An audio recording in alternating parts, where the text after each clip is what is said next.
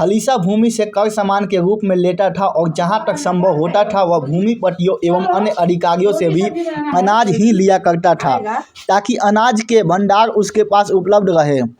किसानों से किसी को भी अनाज खरीदने की इजाज़त नहीं थी, केवल वे सौदागर ही उनसे अनाज खरीद सकते थे जिनको राज्य द्वारा अनुमति प्राप्त होती थी। दिल्ली के सभी सौदागरों को अपना नाम साहना ए मंडी के दफ्तर में लिखवाना पड़ता था। उन सौदागरों को ऋण भी दिया जाता था जिनके पास आवश्यक राशि नहीं होती थी। सभी सौदागरों को निश्चित कीमत पर ही माल बेचना होता था। अगर कोई सौदागर कम तौलता था तो उसे दंडित किया जाता था। जितना वह कम तौलता था उतना ही मांस उसके शरीर से काट लिया जाता था। काला बाजारी को पूरी तरह समाप्त कर दिया गया। अधिकारियों से लिखित में लिया जाता था कि वे किसी प्रकार की काला बाजारी नहीं होने देंगे। इसी प्रकार सौदागरों को माल दबाने की इजाज़त नहीं थी।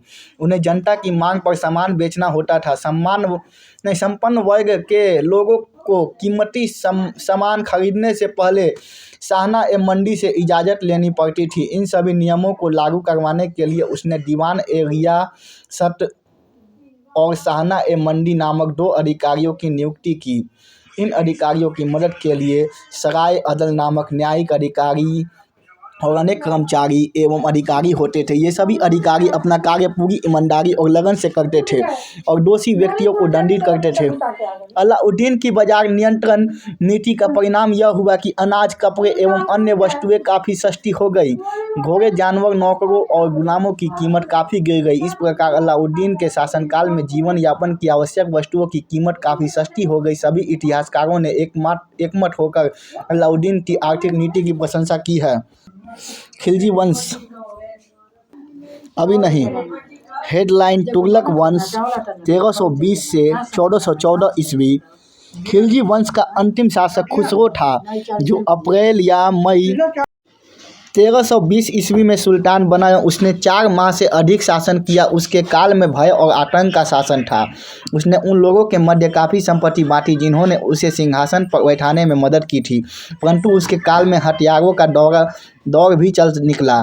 एक के बाद एक दरबारियों की हत्या होने लगी जिस कारण प्रजा में आतंक फैल गया और सुल्तान से प्रजा का विश्वास उठ गया। मुसलमान उनके विरोधी हो गए क्योंकि उसने हिंदुओं को काफ़ी बढ़ावा दिया। सब कुछ दरबारियों ने उत्तर पश्चिम सीमा के पहरेदार गाजी मलिक को बुलावा भेजा और इस क्रूर सुल्तान से प्रजा को मुक्त कराने का अनुरोध किया। दरबारियों के अनुरोध पर गाजी मलिक ने दिल्ली की ओर कूच किया और 5 सितंबर 1320 ईस्वी को हुए युद्ध में उसने खुसरो को परास्त कर दिया। अब दरबारियों ने उससे सिंहासन पर आसीन होने का अनुरोध किया, परंतु उसने इनकार कर दिया। जब उसने देखा कि अलाउद्दीन खिलजी का कोई उत्तराधिकारी नहीं है तो उसने सिंहासन स्वीकार कर लिया और गियासुद्दीन तुगलक के नाम से सिंहासन पर बैठा। इस प्रकार सितंबर 1320 में तुगलक वंश की नींव डाली। उत्पत्ति: तुगलक वंश को भारत का स्थानीय वंश कहा जाता है। गियासुद्दीन तुगलक के पिता बलबन के समय भारत आए थे और उन्होंने पंजाब की एक जाट स्त्री से विवाह किया था, अर्थात गियासुद्दीन तुगलक की धमनियों में भारतीय खून दौड़ रहा था। गियासुद्दीन तुगलक ने काफ़ी छोटी स्थिति से निम्न स्तर से अपना जीवन शुरू किया और अपनी योग्यता और मेहनत के बल पर शीघ्र ही काफ़ी ऊँचे पद तक पहुँच गया और बाद में उसने तुगलक वंश की स्थापना की। गियासुद्दीन तुगलक: गियासुद्दीन का बचपन काफ़ी परेशानियों में व्यतीत हुआ था और उसने उन विपत्तियों से काफ़ी कुछ सीखा था। इसी कारण उसने सत्ता प्राप्त करने के पश्चात एक योग्य शासक की भांति कार्य किया। उसका दरबार शानो शौकत से रहित था। अमीर खुसरो ने उसकी प्रशंसा में लिखा है, he never did anything that was not replete with wisdom and sense. He might be said to wear 100 doctors hood under the crown. Sikandar Lodi ने भूमि नापने के लिए गज सिकंदरी पैमाना बनवाया। सिकंदर लोदी ने ताजियों पर रोक लगा दी और पीरों की मजाक पर स्त्रियों का जाना बंद करवा दिया। उसने मुस्लिम शिक्षा में सुधार के लिए तुलुम्बा के विद्वान शेख अब्दुल्ला और शेख अजीजुल्ला को बुलवाया। उसने स्वयं आयुर्वेदिक ग्रंथ का फारसी में अनुवाद किया जिसे फरहंदे सिकंदरी कहा जाता है। उसके समय में संगीत के ग्रंथ लज्जत ए सिकंदर शाही की रचना हुई। सुल्तान बनने के उपरांत गियासुद्दीन ने प्रशासन और आर्थिक स्थिति सुधारने हेतु प्रयास किया और उसने जागीरों की जांच कराई। उसने गैर कानूनी अनुदान छीन लिया। यद्यपि इन कार्यों से उसको नापसंद किया जाने लगा, लेकिन शीघ्र उसने अपने द्वारा किए गए कल्याणकारी कार्यों से अपनी स्थिति सुधार ली। उसने प्रांतों में सूबेदारों को नियुक्त किया और उन्हें निर्देश दिया कि वे किसानों का उत्पीड़न न करें। किसानों को राहत पहुंचाने के उद्देश्य से उसने राजस्व कुल उपज का 10वां या 11वां भाग कर दिया।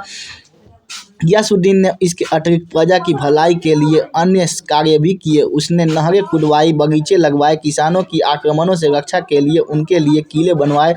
लेकिन बर्नी लिखता है कि सुल्तान के कुछ नियम कल्याणकारी नहीं थे, इसीलिए उसका विरोध भी किया गया।